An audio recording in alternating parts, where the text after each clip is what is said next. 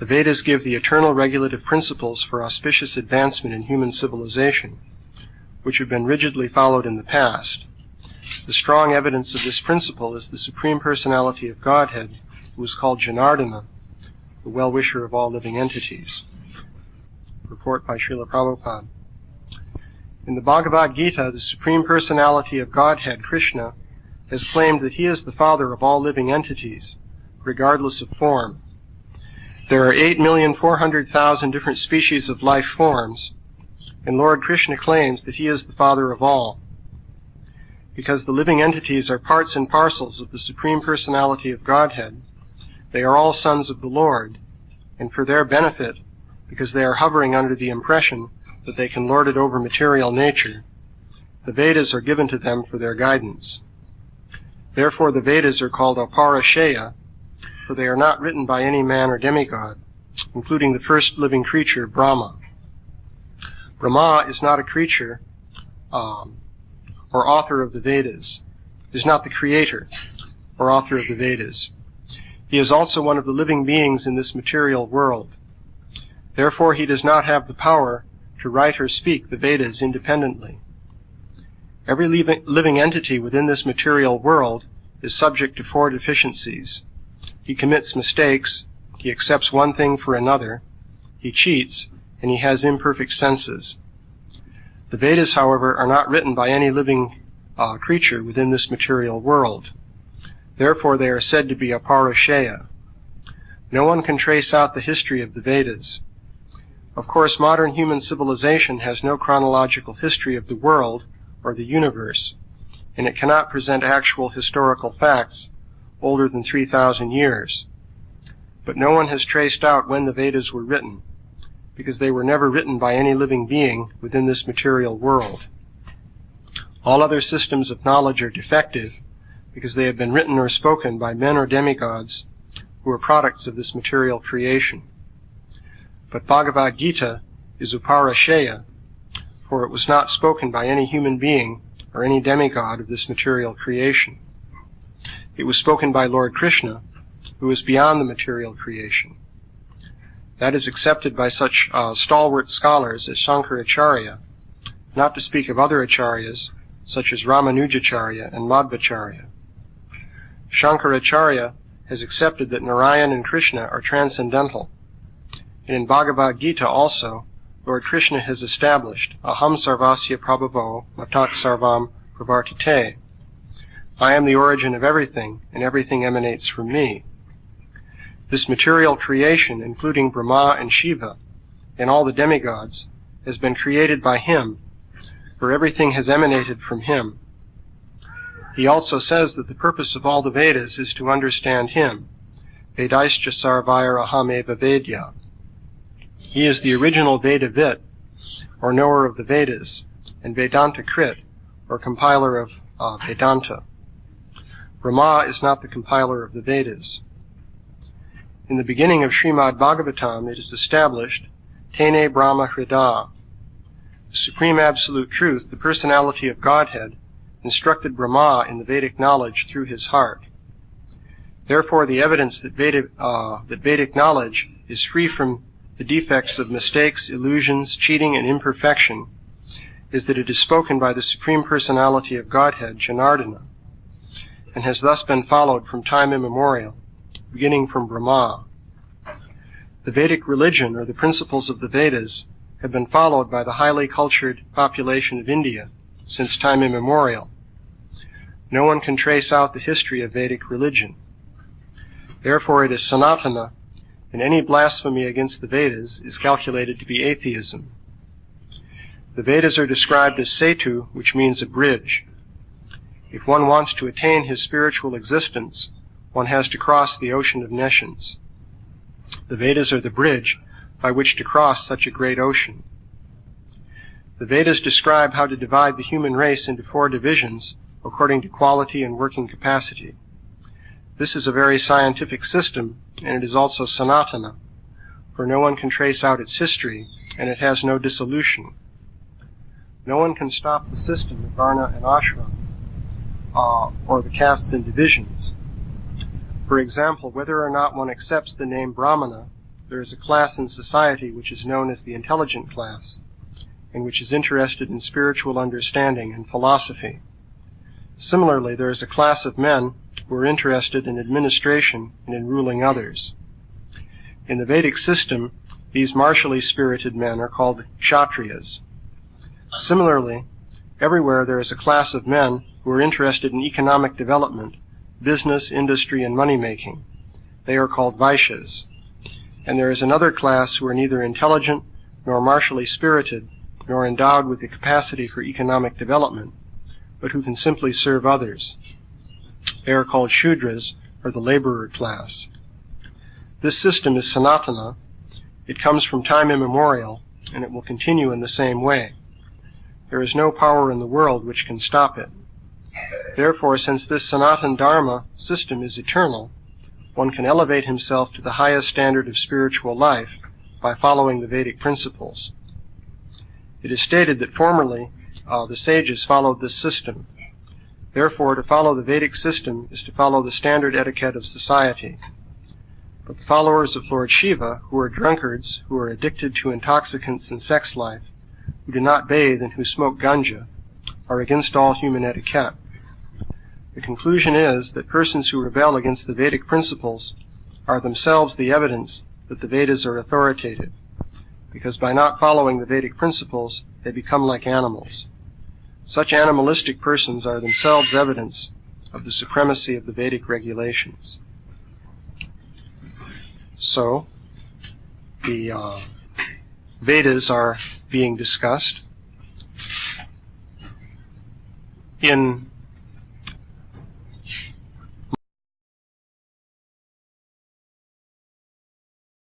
the four Vedas, Rig Veda, Yajur, Atharva, and Samaveda. Other Sanskrit literatures in India are classed under different categories, such as Itihasas and Puranas and so forth. The Vedas are said to be Aparashaya. Purusha means a person, so Aparashaya would mean not from a person. So typically this is applied to those four original Vedas. However, the concept of Veda is evidently broader than that. For example, Srila Prabhupada here refers to the Bhagavad Gita in the same terms.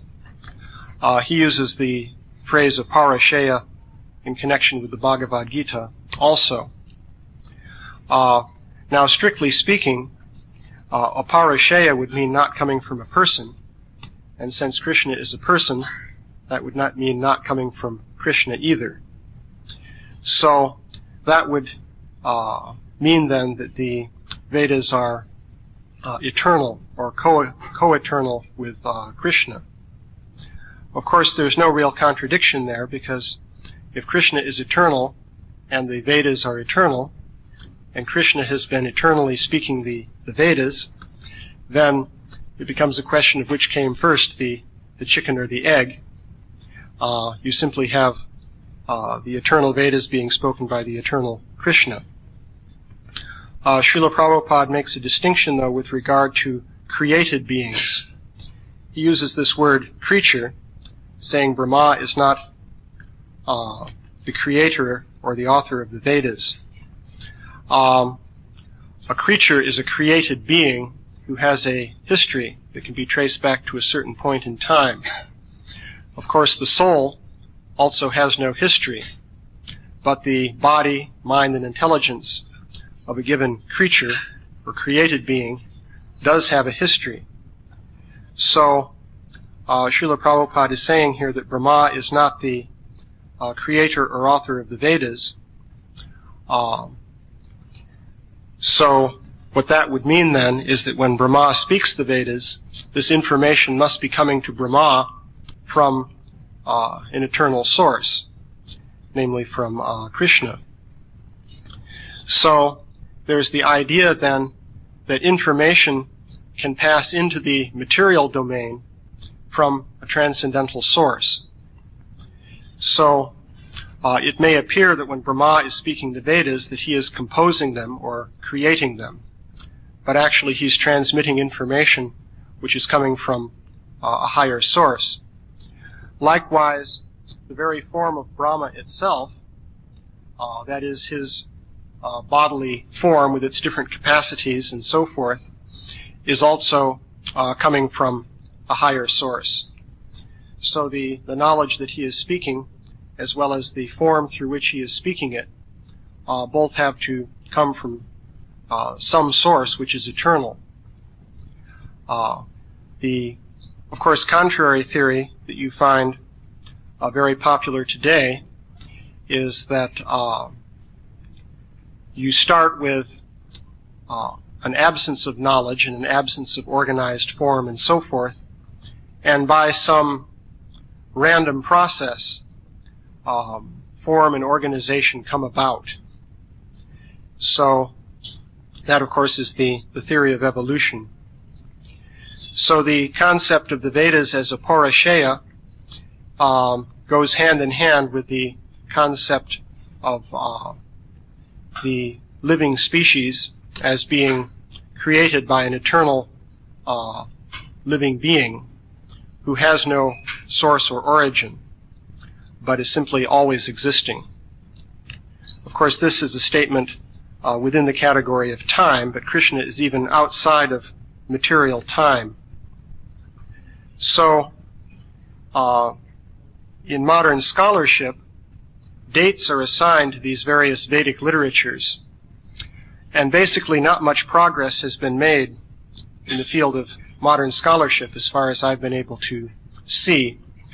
Back in the 19th century, there was a scholar named Max Muller who assigned dates to Vedic literatures.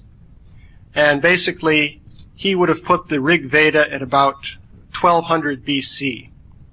And then the other three Vedas would be around 1000 BC, and different Brahmanas and Aranyakas and Upanishads and so forth came in subsequent centuries down to maybe 600 BC or thereabouts. And according to that dating system, the Mahabharata would come somewhat later, maybe a couple centuries BC, and most of the Puranas they would date to the Christian era. That's the dating accepted by scholars. And pretty much in the universities, that's what you have to live with today. It's interesting that you'll very frequently see it stated today that Max Muller is really not relevant anymore, and that his ideas have been basically repudiated, and that he himself made a statement to the effect that no one can really say how old these literatures are. But at the same time, in the scholarly field, those are really the only dates that anyone repeats. So one repeats those dates for lack of anything better. In one sense, that confirms what Prabhupada says here about the fact that no one can trace out the origin of the Vedas. Basically, the historical evidence for tracing this out is really not available. The field of Indology, based on linguistic analysis of texts and so forth, really hasn't advanced much since the days of Max Muller himself. And apart from that, you have archaeology, which deals with artifacts, bones, and potsherds and so forth. But archaeology has not really been able to shed any light on the origin of Sanskrit literature.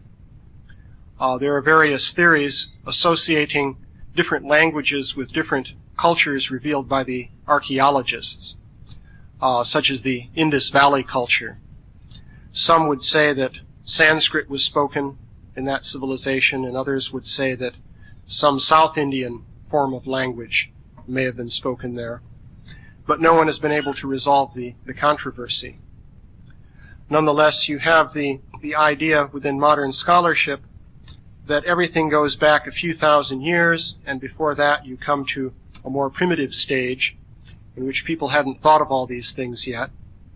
And as you go back a few 100,000 years before that, you come to a more primitive race of human being with a more sloping brow, and so forth, until you finally get back to the the apes, and finally you reach the primordial Urshlim, if you go back far enough.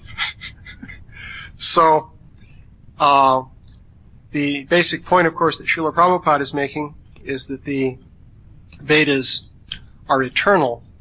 That means the information had to come into the material domain at some point in time, or at some points in time. And such information may still come into the material domain. Now, Srila Prabhupada didn't specifically mention the Bhagavatam in this purport, but surely that also is included under the category of Vedic literature, or Veda.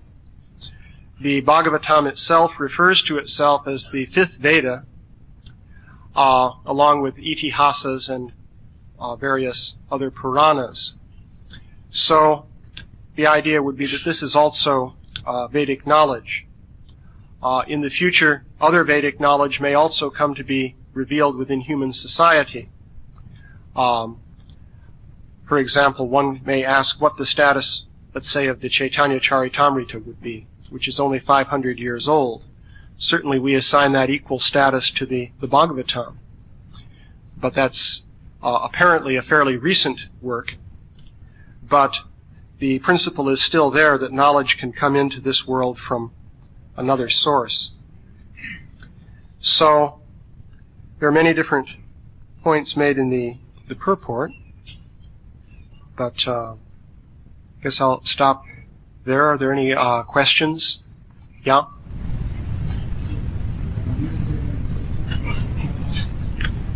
Max Mueller, the question is, what is the basis for Max Mueller's dates? Well, basically, his argument was that you can divide the Vedic literature into a series of stages based on the texts themselves. And he postulated that each stage would correspond to a stage in civilization in India. And he argued that, well, a given stage must take a certain amount of time. So he assigned a period of 200 years for each stage, because the argument was that, well, you had to have the authors of the texts come up with the original texts, and then they had to be followed for some time and become traditional. So that might take a couple of hundred years, let's say. So on that basis, starting with the time of Buddha, which was assigned to about 600 BC, one works backwards by jumps of 200 years, and so that way he wound up with the Rig Veda in around 1200 BC. So that's the way that was calculated. And you can see it's a pretty shaky calculation, really. I mean, how do you know that a stage in the society should take 200 years? What if it's 300? Well, in that case, you push things back, well, let's see. Let's say, well, at least you push things back several hundred years earlier. So it's a highly speculative way of calculating the dates. Yeah? Because these scriptures are beyond the modes of nature, for the most part, generally there's, when there's something written, it also has to be understood the context it was written from. Mm-hmm. So is there some understanding of how it could be? I was thinking of the first question of prayer card assigned by Vedas, where it says if you have, since it's coming into the material world from the spiritual world, how is it that it can be understood? It can be put down in paper and pencil and ink and things that are made up of material elements, but yet it's transcendental. It's heard with an ear, it's spoken with the mouth. So the question is, how could something spiritual come into the material world? How could it become manifest in material form? Yeah, that's basically the question. of course, what is the distinction between spiritual and material? If something is coming from the spiritual realm into the material realm, what sort of transformation does it have to undergo, going from spiritual to material?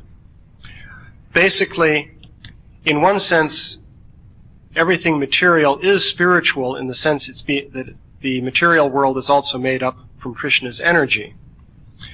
But that energy, the external energy of the Lord, is deployed or manipulated in such a way as to basically create a temporary situation. Basically, what it is a virtual reality, you might say, in which the key feature is that the different parts making up that reality are in constant change, constant flux, whereas the characteristic of spiritual existence is eternality. So, something which eternally exists in the spiritual world, once that is transmitted into the material realm, it will become caught up in the material flux and become subject to change. So in that case, you could say, well, how is it then eternal? Well, that which comes into the material world could only be characterized as eternal if it is renewed periodically from the eternal source. So you have Krishna saying that he spoke the Bhagavad Gita because the original message had been lost. So that would be the distinction between spiritual and material, that the information from the spiritual realm coming into the material realm then is in danger of being lost, and so it has to be restored. And, of course, we have so many references to the Vedas being lost, for example, and being restored on various occasions. Yeah? I think also when you mention the eternal, because Krishna says in Bhagavad Gita, the eternal nature is called the self. Mm-hmm. It's actually only understood through realization by developing devotion, which is also eternal. So that the temporary mind has limited access to the eternal knowledge unless it adapts to the process of submission to Krishna, by which it can be revealed that his eternal nature, true self. Yes, if the self is not there, no one is going to appreciate the message. Only the self can do so. Yes? Content. The Vedas tell many stories about the different yugas, their being from time, and there's all these mathematical, millions of numbers that describing the yugas. And how can the scholars not take that into account when they try to put dates on? How can the scholars not take into account the chronology of yugas given in the Bhagavatam, for example? Well, the situation that you find in modern scholarship is that basically scholarship starts with two things. One, of course, the theory of evolution.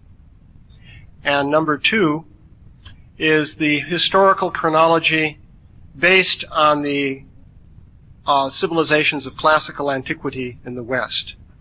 The Romans, the Greeks, going back further, the Babylonians, the Hebrew civilization, and so forth. History is really based on those nations and the information that we have concerning their origins. And that only goes back, well, it really only goes back maybe to 1000 BC or so. And that's in fact the figure Srila Prabhupada gave. He said there's only history going back 3,000 years. So, at that point, archaeology takes over, and the archaeologists can extend things back to maybe 5,000, 6,000 BC, or thereabouts, using their techniques of dating. They do not find much in the way of civilization earlier than let's say at the very maximum, 7,000 BC, roughly speaking. So when the scholars approach chronology, they work within this framework. And when they are confronted with, for example, the Yuga cycle of 4,320,000 years, they will immediately discount that as entirely fictitious, because as far as they're concerned, the human race did not exist over a period of 4,320,000 years. What to speak of even longer periods, such as the Manvantar period, which is 71 Yuga cycles, and so forth. So that is basically the situation of modern scholarship. Basically, you find a great deal of controversy regarding where to put things within the last few thousand years. This, of course, includes the idea that languages such as Sanskrit are only a few thousand years old, and so on and so forth. So that is the situation in the scholarly realm. Yes? It's also a prejudicial element in scholars like Mueller, because they wanted to establish Christianity, at least many of the other scholars practice. They wanted to date the Bhagavatam after Christ because there are certain parallels in the birth of Krishna and the birth of Christ. So they wanted to kind of ascribe to these heathens, taking the story of Jesus. Right. Yes, there was certainly a Christian element behind Indology when it was started up by people like Max Mueller and William Jones, somewhat earlier, and so forth. It's interesting, the methods of scholarship which these authors employed against the Vedic literature for the sake of converting the Hindus also were applied against the Bible, with the result that you have a general advancement of secularism. So now, in the world of scholarship, people are not openly promoting the biblical view. They may privately be promoting that in some cases, but openly you cannot promote that anymore. But they're just basically promulgating a secular viewpoint based on the theory of evolution. So that's the situation in academia. Yeah? Are there any predictions of future knowledge incoming? Predictions about future knowledge that will come eventually? Well, yes. There are predictions of future knowledge, at least on a broad scale, in the Bhagavatam, because, for example, the future history of the Manvantars is given. And, of course, within this period of the Manvantars, there are many pralayas, or times of annihilation. So the basic historical pattern described in the Bhagavatam is one of cycles of creation and annihilation. So, for example, at the end of this Kali Yuga, the Vedas will not be known in human society.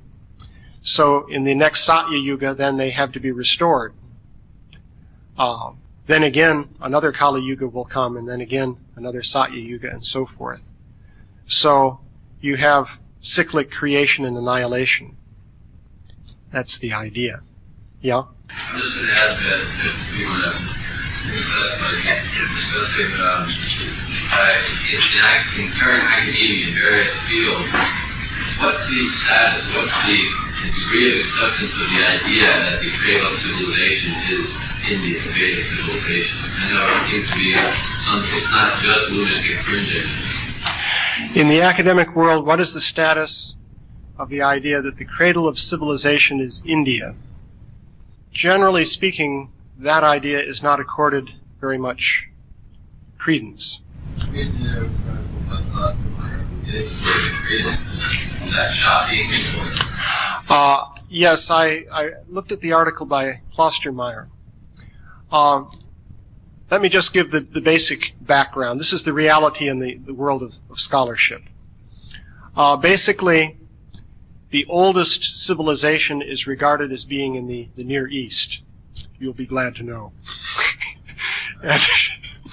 So, pretty much the Sumerians are still given credit for having the oldest civilization. The earliest development of settled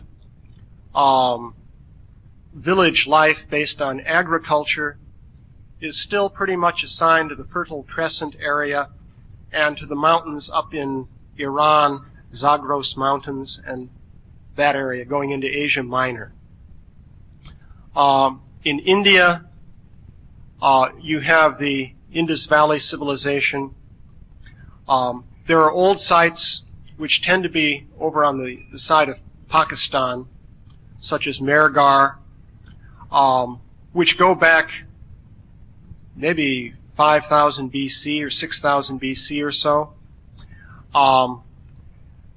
So these are quite old, but not really older than corresponding sites in the Near East and Asia Minor area. So that's pretty much the picture. The Indus Valley civilization is certainly accepted as having been contemporary with at least part of Sumerian civilization and the subsequent Babylonian civilization and so forth. Now, regarding the status of, say, the Indus Valley civilization as Vedic, this is highly controversial and political. Now, Klostermeyer's article, which is in the ISKCON Communications Journal, he was basically following the views of David Frowley and Subhash Kak. Basically, he was following their view. Now, what they have done is put together a history of Vedic civilization within the framework of scholarly chronology. In other words, they have nothing to do with yuga cycles of millions of years or anything like that. And if you mention such things to them, they will kick you out right away, as I learned myself. But